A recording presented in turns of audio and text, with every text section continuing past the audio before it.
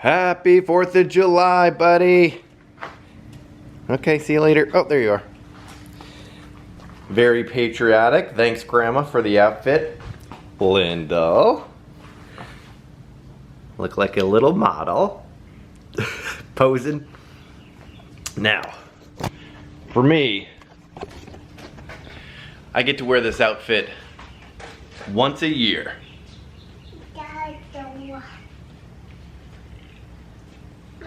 Oh, that is just hideous.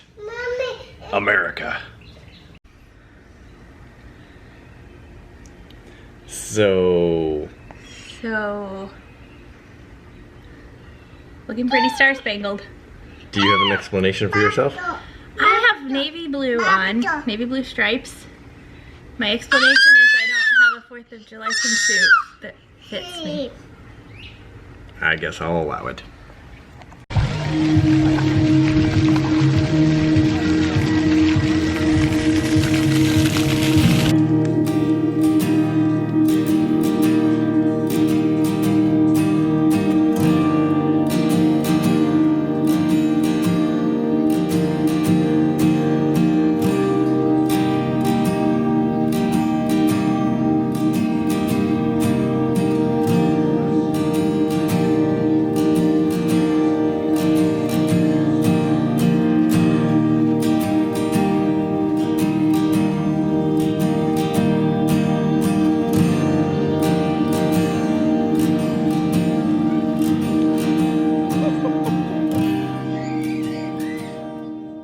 So I'm here at the house getting this flag cheesecake. Rachel made just this absolutely gorgeous, and it looked super delicious, fruit pizza, like dessert, like with the sugar cookie crust, and you could see it had bananas and kiwis and blackberries. So Rachel put it on the back of the golf cart, and I realized it, but I didn't really think about it. And then as I pulled out, I did like a 2-point turn to get out of the driveway. And as I was leaving the driveway, it just whoosh, slid right off the back, and it just shattered. And instantly we knew, like, oh no.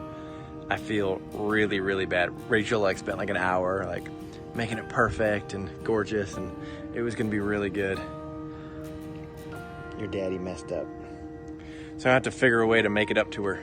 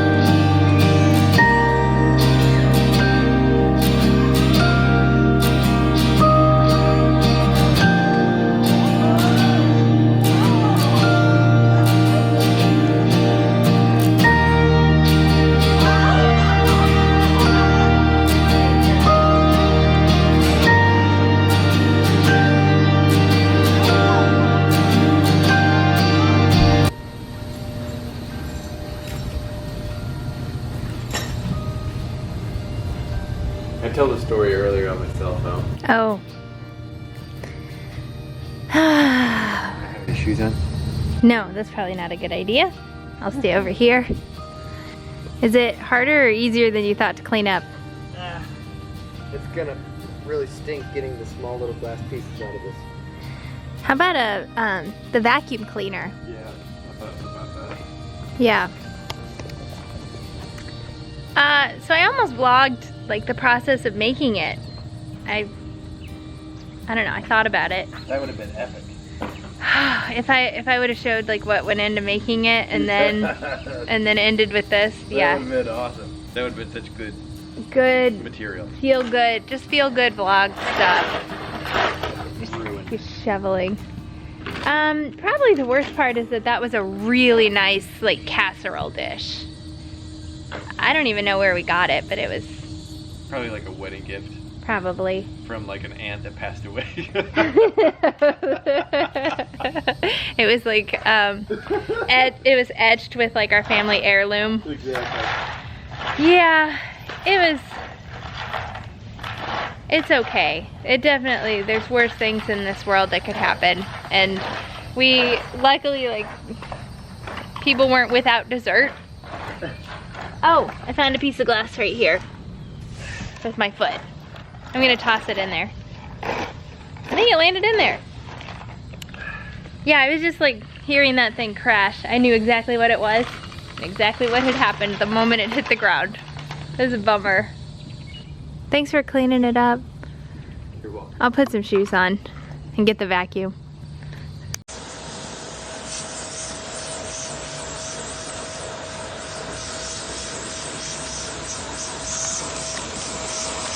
Great.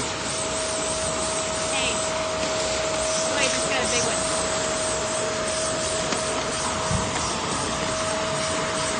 one. We now break from our regular vlog material to give a sneak peek, give a listen in on our first, maybe our first podcast episode.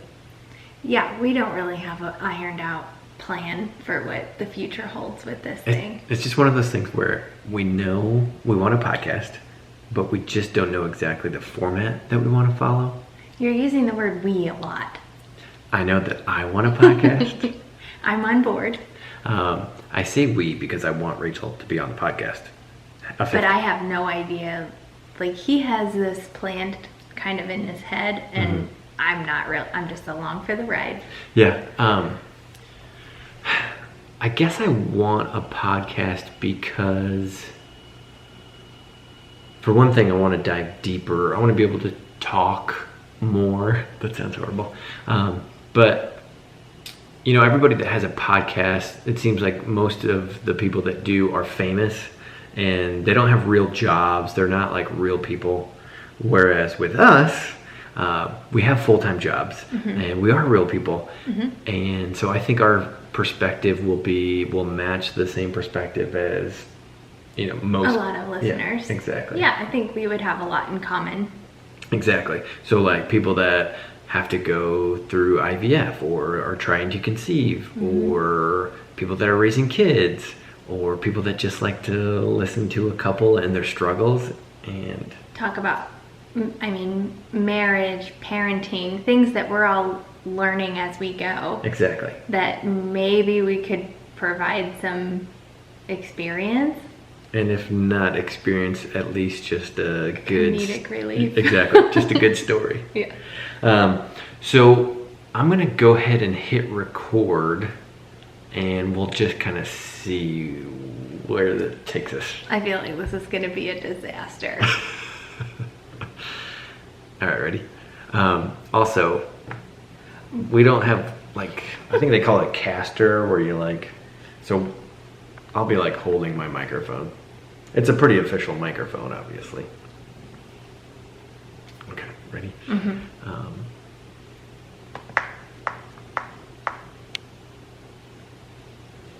Welcome to the Brad and Rach podcast. Is that what we're gonna call it? It's officially official.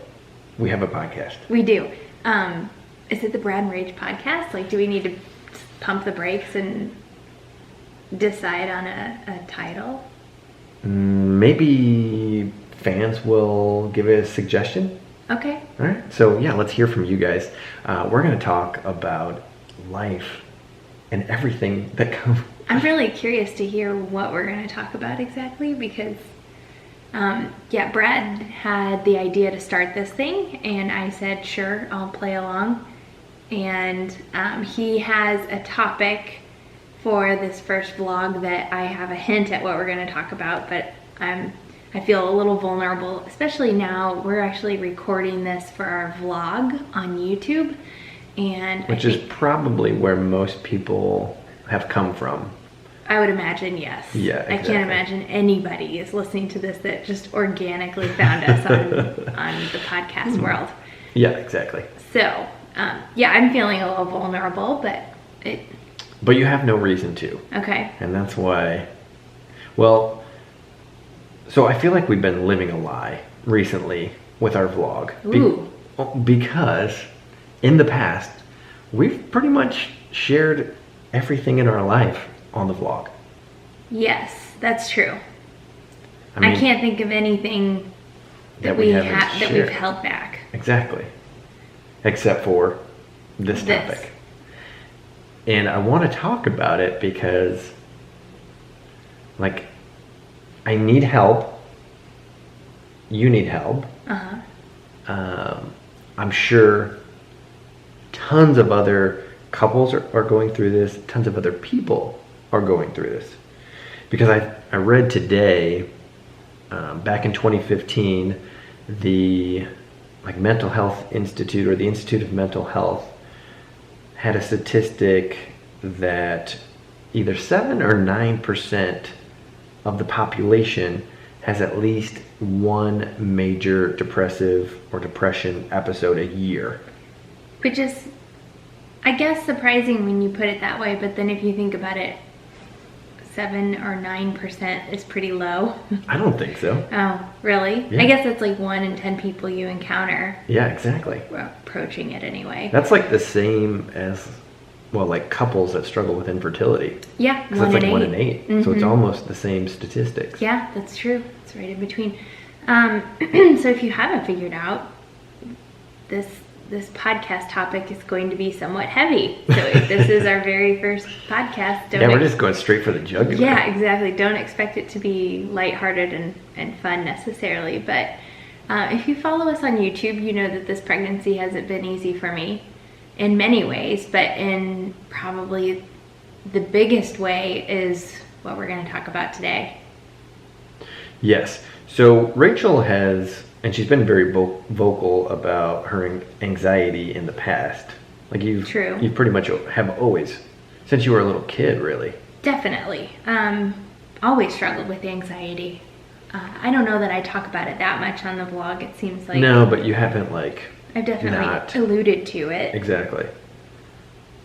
So yeah, I'm no stranger to anxiety. But yet, I mean, so you did go through a rough patch of postpartum depression. Correct. Which you talked about a little bit in your pregnancy updates. I glossed over it. Exactly. And people I would comment. That. Yeah, people would comment and ask about it, and you kind of just glossed over that as well. Yeah, exactly. I did have one pregnancy, or it was like a postpartum update, that I mentioned the fact that I was struggling with postpartum depression and that I was being treated and that it was better. And that's kind of all I said. Right. And I was really nervous to even talk about it because it's a topic that can be somewhat controversial. And I guess part of it is because people that are close to me kind of don't believe in it. And so for me to be open about it potentially opens up the possibility that people that I'm close to view me differently. I guess, because I'm taking a medication, which is how I've treated my postpartum depression. A lot of people ask like how I've handled it. Because they were probably like looking for the okay to take medication. See, that's the thing, is like by not talking about it fully, by not talking about it at all, you're making it taboo. And by not talking about it fully and just kind of glossing over it, you're still kind of making it taboo. Yeah, totally. So that was I had a regret about that. But yeah, so that was a couple of months, I think, that were pretty hard. And I think the reason why I am so adamant about, telling people your story, because I don't think that there's anything that you need to be ashamed of or hide. Yeah, I agree. I don't think it's anything to be ashamed of, but at the same time, it's like before, I still don't really truly understand what depression is, because maybe we should back up and then talk about how this came up again. Yeah. Because we've found ourselves in a similar situation now that we were in my postpartum months. But I had like some relief in between there. Like I had postpartum depression for a few months and I was medicated, and then I eventually went off of that medication and felt good. And then became pregnant again in January, and we think that's its own story. So I guess how long ago did I start feeling off? Probably like a month before I left for my 2-week active duty reserve thing. Yeah, I mean, it was definitely well before we moved into this house. Mm-hmm. And it snuck up on me the same way postpartum depression did, in the sense that like I was feeling not myself for a week or two before I realized what was going on. And when you say you felt not like yourself, can you describe that? Yeah, and I think depression can be different for everybody. Like I said, I'm normally a really anxious person and I get stressed really easily, but feeling depressed is not something that I'm used to. So what it was like for me was I didn't want to be around people that I normally really want to be around. I'm normally like a really family-oriented person, and I want to be around my parents and my extended family, and I want everybody to be together. And I was all of a sudden finding myself feeling reclusive and not wanting to even go upstairs to eat dinner with my parents. And I hate saying it because it's like, again, it feels like shameful, and it's just not me at all. So that was kind of the biggest thing, was that I just didn't want to be around people. And you like never felt like you were going to hurt yourself or No. anything like that? Fortunately, it never got to that point. I think that is a more severe symptom of depression, is when you... So I talked to my doctor about it, and I explained how I was feeling, and that I just felt sad. And like the other thing is I would just like start crying. I couldn't like control that I just would get sad about whatever and start crying. And so I was describing like all of these symptoms to my doctor, and he was like, well, with your case, I'm comfortable with... I told him I wasn't keen on just like starting a medication right off the bat. I thought there were some things I could do, like exercising more or maybe improving my diet, and try to like address it from that perspective rather than just jumping straight into a medication. And when I explained my symptoms, I said, do you think that's wise, or do you think that I'm one of the people that you would really recommend starting a medication? And he said, no, I think it's reasonable to try to manage this other ways. And I said, what does a person say that makes you immediately suggest medication? And he said exactly what you just said, like Thoughts of hurting yourself. Exactly. The world would be better off without me. Those types of feelings where you just don't think you should even be here anymore. Like you have no benefit to this world. Right. And I had touches of like I don't feel like I'm benefiting this world, but I never felt like hurting myself. And that was, I think I'm really fortunate that it didn't really manifest that way, but it's not to say it wouldn't, I guess. Yeah. Yeah, it could progress to that. Mm-hmm. Yeah, that would be bad. Yep. But this is something called peripartum depression. Apparently it's a real thing, and I don't know what happens to me when my hormones change like this, but something is imbalanced, and I've had a history of it, and so I was probably at much higher risk of something like this happening. And I'm a person that needs to be watched closely, I guess, postpartum too, because this is just something I'm prone to. Yeah, exactly. So I guess before I, kind of realized the whole serotonin levels and being predisposed to depression. Family history. Yeah. Like as an outsider looking in, it's like you have such a good life. We don't struggle for money. We never, if there's something that you want, you get it. We're in a happy marriage. Mm-hmm. I would hope you would say that. Mm-hmm. you have a great job, you have a great family, like not just our immediate family, but extended family. So it's like, how can a person with such a great life, feel depressed?